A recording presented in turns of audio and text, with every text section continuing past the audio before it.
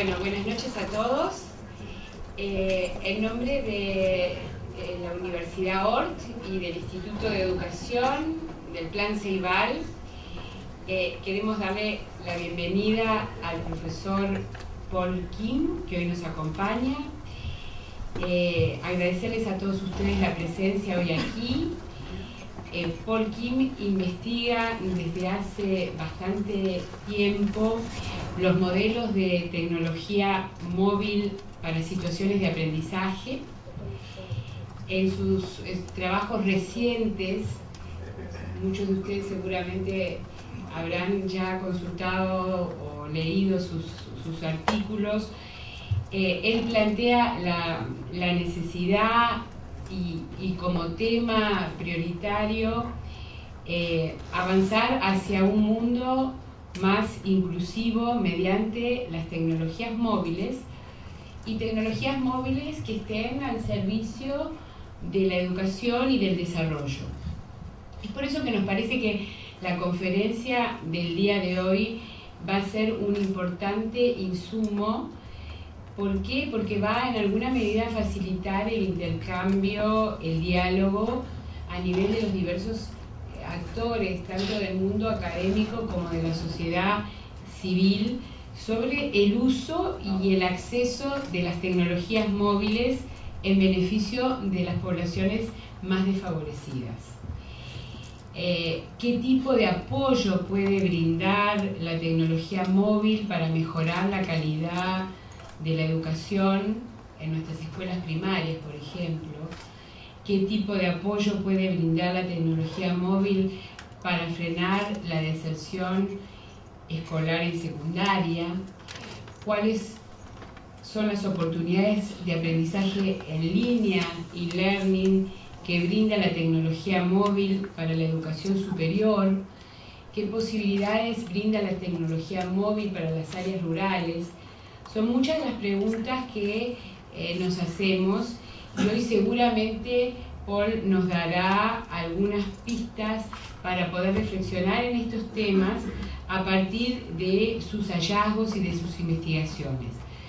Ustedes han recibido la invitación, tienen el currículum de Paul Kim, pero les recuerdo que es director de Tecnologías de la Universidad de Stanford y que además es decano adjunto de la Facultad de Educación de esa universidad.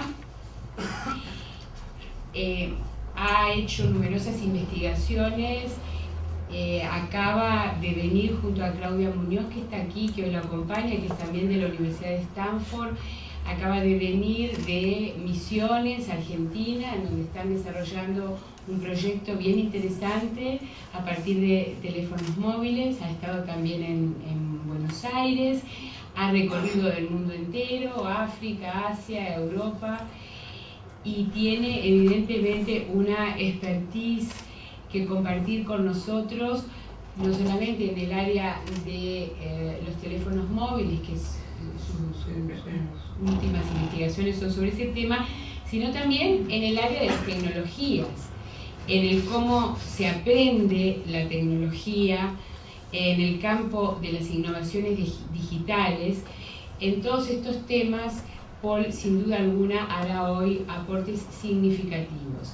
Así que agradecemos nuevamente su presencia aquí.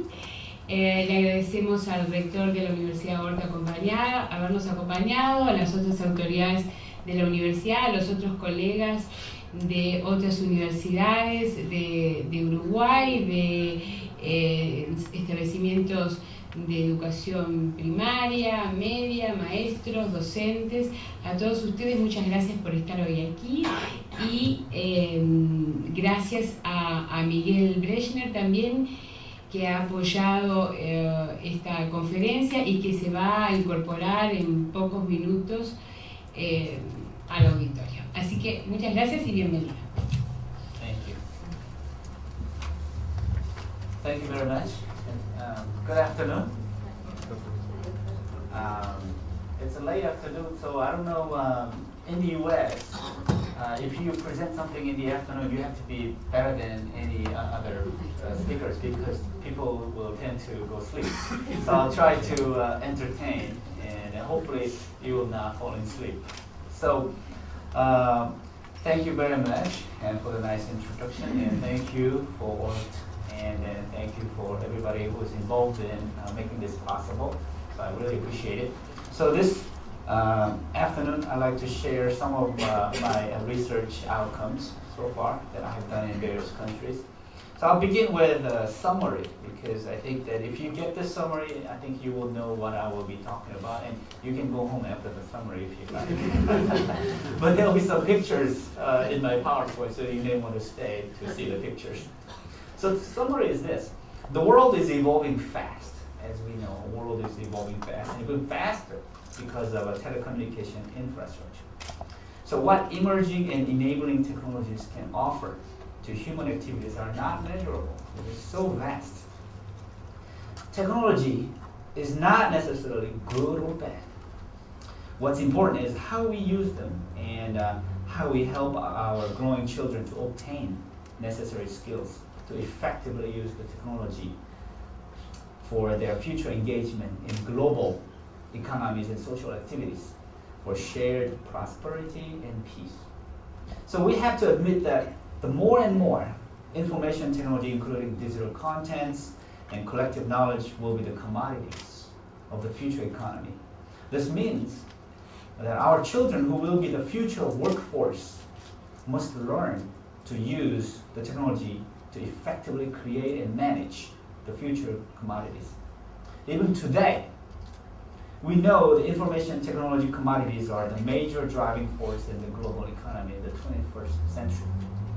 So, do our schools prepare our future workforce with the modern resources and skill sets to be globally competitive? That's a big question. Are we confident enough to answer that question? So that's a big, serious question, but I don't see substantial evidence as of today. In terms of educational technology, I've been traveling in many different countries. We've been deploying computers. We've been building computer labs, and we've been distributing notebooks and laptops and various kinds of technology.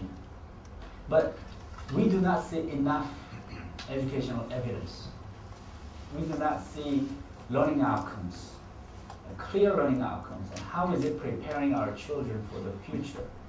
So I've been wondering about that for myself. So I wanted to see, and I've been traveling to different countries, and especially the rural areas. The cities, urban settings, maybe they're in a better shape. But rural communities, schools, I wanted to see what's happening. And I would not name any of these countries where things didn't go well. But typical example is that the computers weren't used in classrooms. And then I asked the teachers, why aren't you using the computers? And then many teachers said, I don't have an email. I don't have a computer at home. I'm afraid that I might break it, so I just unplug it and leave it alone. So I learned a lot, especially in the rural communities. So in terms of educational resources, rural schools have much less in general. And the gap between the urban schools and rural schools are significant. And the gap is worsening. Access to internet and up-to-date computers are rare. And also teachers often do not get to see them in classrooms in many rural schools. There are many flagship projects to promote the use of technology. But still, many rural schools do not have any kinds of technology. There have been computer deployment projects, as I mentioned, in various countries. When we deploy computers, we hope that teachers will somehow learn to use them effectively in classrooms. And we hope that students learn and then their learning outcomes are improved somehow with these new tools. So with many technology deployment projects in various countries, as I said, in some cases, the computers are unplugged because they are afraid to break it. In some cases, the computer is still in the shrink wrap, in boxes, still in storages. And what happened to it? There have been news press releases and all kinds of positive, rosy news releases about how many computers have been deployed in various places. but we do not see enough learning outcomes reported in journal articles. So, the initial software also is a problem. There are many great computer hardware packages that have been deployed, but I looked at the software as well. What kind of software packages are there? There's a word processor, Excel, and some painting programs, and some interesting programs, but it's not something that students can start to use on the first day. It's not that case. And in many cases, the digital contents that were loaded on the notebook computers or desktop computers were simply digitized contents. Basically, they copied textbooks, digitized it, and put it on the computer.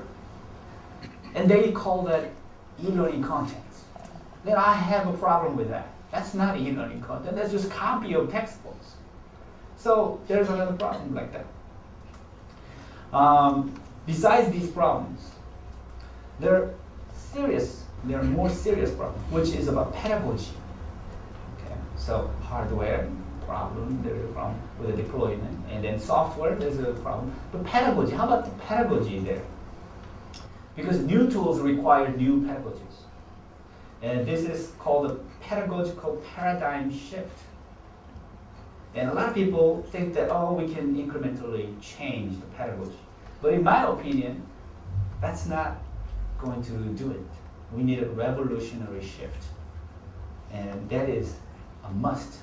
And the time for that shift is now. I have been developing pedagogies that effectively utilize mobile technologies.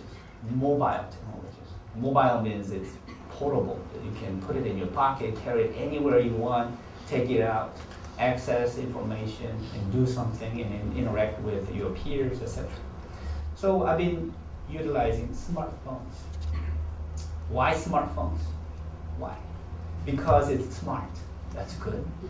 And that's a good beginning. And then, in my opinion, smartphones are handheld supercomputer. It's a supercomputer, in my opinion. And we use digital production tools, e-portfolio tools for presentations. And today's smartphones have sensors for science experiments, and it has musical instruments for music activities. It has interaction tools to promote creativity and teamwork. And I'll show you some of the examples in photos. Only thing that we don't use on the smartphone. Do you know what feature we don't use on the smartphones in my projects? Calling. We don't use the phone. But we use the rest of the smartness on the smartphone, but we don't use it for calling. So we created a series of interaction management programs that empower children to engage in critical thinking, problem solving activities in various subjects. So we do not particularly just develop certain things for certain subjects, but we try to develop the platform that enables children to be engaged in various learning activities. Smartphones are ubiquitous and pervasive and very personal technology. Our mobile learning solutions can be used right out of the bag without any training. And I give these tools straight to the students. And that's a very different model. And I give the tools straight to the students, and they start to work and engage in learning activities right on the spot within minutes. You probably wouldn't believe it, but I'll show you what I mean by that. And there's no long line to sit in the computer lab. They don't have to schedule to use the computer lab. If the computers are functioning, there's no complicated cables running around, unplug, plug. There's no such thing, because everything is portable with the smartphones, and more importantly, it's all wireless. And most of all, there's no particular teacher training in this project. So teachers don't teach, but they coach. That's a key word.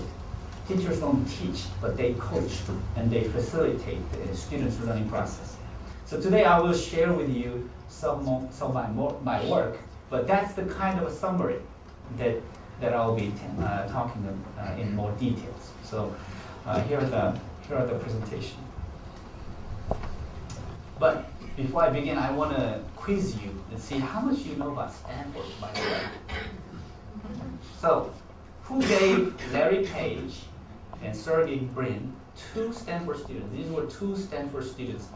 Someone gave them $100,000 check to start the company called Google back in 1998. Do you know who that is? You don't know? That's okay. That's okay. So I'll give you the answer. Andy. Andy is another Stanford student who co-founded a company called Sun Microsystems with another Stanford student, Scott McNeely. These Stanford students do something magical. Whenever they go to school, they do something like this. So what does Sun Microsystem stand for? What does Sun stand for? Stanford University. So they named the company after this. Okay, Yahoo is another example. What is Yahoo's original URL? When Jerry Yang and David Philo were fiddling with their computers at Stanford University, somewhere in the computer lab, and they did this project in 1994. The original URL was this, akibono.stanford.edu/Yahoo. And they just came up with this random name to start the company. And now this is probably, it used to be the biggest search engine company. Now they got beat by Google search engine, which is another student project. The last question. Bill Hewlett and David Packard graduated in electrical engineering from Stanford University. What company did they establish? HP, Hewlett Packard. Looks like everybody knows enough about Stanford. Okay, so let's get started. So that's the Stanford University campus. So my talk is about mobile innovations and evolution in the education ecosystem. So the key word here is ecosystem. And I'll talk about the details, why ecosystem is such an important keyword. In my opinion, all living things evolve. Everything evolves. Our ideas, the values and practices and organizations, everything evolves. Therefore, evolution is everywhere around us. So let's study some basic things. A business or industry as a living organism often must evolve to overcome or even leverage changes in order to seek higher efficiencies and ensure its long-term sustainability. Any organizations, any individuals, anything has to evolve. Otherwise, if it is not evolving, what does that mean? Dead. It's stuck, dead, or eventually it will be extinct. So let's look at some evolution examples. Let's look at airline industry. Boeing 747 airplane, the aircraft was first flown in 1969. And still we have Boeing 747 flying in the air. It still takes off and lands in the same way. And if you go to Australia from here, how long does it take? About 10, 12 hours? Or more? 13 hours? 2 days. Straight flight. More than 14 hours. 14 hours. More than the petrol. Okay, let's take another example then. From here to New York. How many hours? 10 hours. How long did it take 20 years ago? Same hours. What happened here? What's happening? Everything is evolving. Speed has not evolved. The speed is same. But they kept the cost about the same. The price of the tickets are not really drastically going up. What does that mean? That means they had to do many, many things to keep the price down. So their focus in the airline industry is to keep the price about the same so that people can bear with the price increase. But people are going to be okay with the time. They can take more time, but they're not going to pay $5,000 to get to New York. But if you look at the increase of economies based on that graph, the ticket price should be $5,000 or $6,000 by today, but it's not. That means they have been evolving internally. But in terms of the aircraft, it hasn't evolved. So the clock speed is slow in terms of the aircraft, the technology that is involved in in the airline industry. How about mobile industry?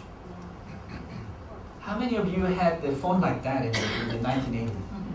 Did you own a phone like that? That first Nokia mobile phone.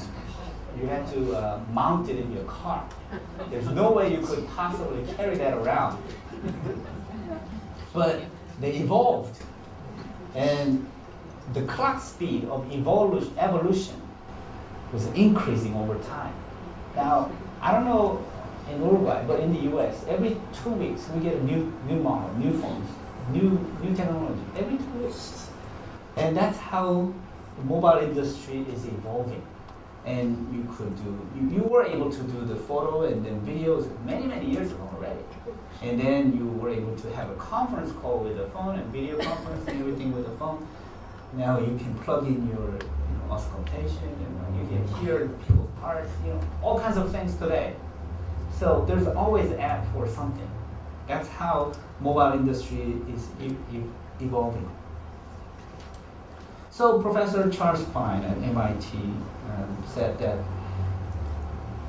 everything evolves and every industry has a clock speed. Okay?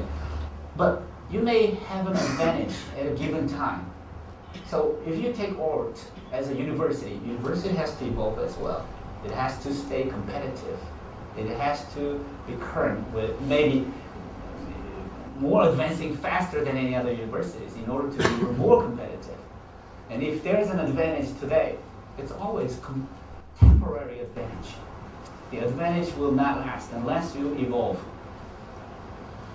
So Nokia is stepping down from the number one mobile company in the world. It is certainly happening. It used to be the biggest, and it was the innovation leader in the mobile industry, but not anymore. They're trying many different things, but they're struggling. And they're laying off a lot of people right now. And that affects the whole country, the country's economy as well. So what's happening? There's Apple, iPhone. iPhone phenomena. Everybody has to have an iPhone. In the US, that is very true. But there's another species in the mobile ecosystem. There's Android, which is eating up the Apple. So if you look at ecosystem, always there are species. They're trying to take the market. They try to take more market share by becoming more competitive, by becoming more innovative. So you got the idea what the ecosystem is and how species evolve in an ecosystem. So here are the realities. If the external evolution rate exceeds the internal evolution rate, extinction is imminent. So if I stay as who I am today, while everybody else is evolving fast, I will be extinct. Same thing, if my organization is not moving forward, if not evolving while everybody is evolving, we will be extinct. So you have to adapt to the changing rules of the game or die out, which is imminent. We know it. We know all that. We know all that. But the knowing and doing gap abounds as well. I know how, I think we should evolve. I think we should try something new, something different, something revolutionary, but not today. Maybe tomorrow. La mañana syndrome. So at the same time, many organizations are not good at evolving because they are busy putting out daily fires. Oh my God, we have to do this by this deadline. We have to take care of that problem, that problem. You don't have a time to evolve. So what happens in that case? Extinction is coming to you, knocking on the door. So we got the point here. We have to evolve faster than the external evolution. Let's take a look at education ecosystem. There are some interesting new species that are coming into the education ecosystem. Here's an example, Grand Canyon University. Probably, I bet none of you know about this university. Anybody heard of this? No. This was a Christian college. It's in Arizona State. And they had a heyday for maybe at some point they had about 2,000 students, but later down the road they were losing students because there are other more competitive universities coming up. So they lost their students to other more competitive the universities. So what happened? In about 2003 time frame, this board, university board, met together. We are losing students left and right. We now have only less than 700 students. What are we going to do about it? Should we close down the university? That's pretty sad. 700 students, they have a baseball field, they have a swimming, they have a tennis court, they have many facilities at the university, but they were losing. They're losing. So they had to make a big decision. We're going to do something drastically different. We're going to work with the private sector. So they got investment from the for-profit enterprises, and then from 700 students. And this year, now they have 38,000 students.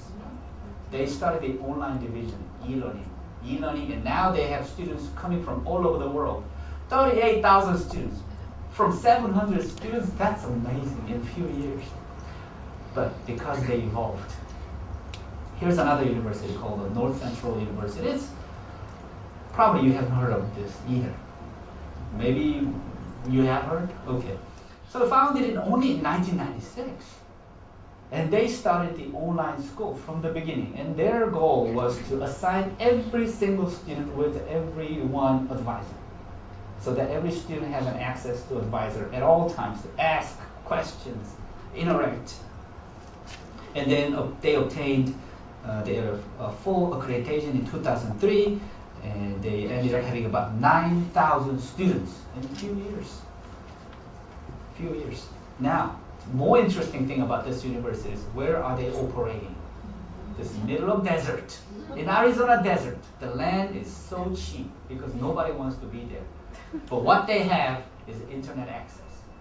This university has internet access. And this is parking lot. And this is the building. The rest is desert. You don't want to be there. It's too hot.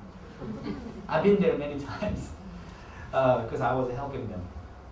So, in a few years, they got 9,000 students, and that's where they operated. The land is so cheap, the building, everything is so cheap, but their revenue and the expansion rate is amazing.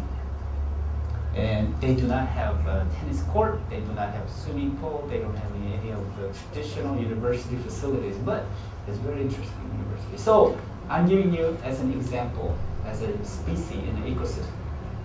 So these growing universities have common types of characteristics: convenient access, 21st century systems, and faculty roles are different, and etc. So many interesting characters of these universities. So now we're going to get to some serious stuff here. Let's look at the drawing of a classroom in, let's say, I think this is like maybe 1500. Somewhere in England or somewhere. This is probably the first kind of look and feel of a classroom at a university. There's a professor, there's a textbooks, there are students, and they're asking questions and engaged in interactions. What happened in that? This is probably early 1900s, in some classroom at somewhere in university. So maybe how many years? Maybe 100 years or less, maybe let's say 80 years from that point, or even less. But how is today's classroom different from that picture? Not much. Not much. Huh?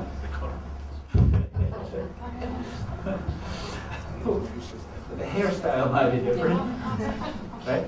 But this is the photo at Stanford University Engineering School classroom. Everybody has a computer doing something. This picture was actually taken about 2 years ago.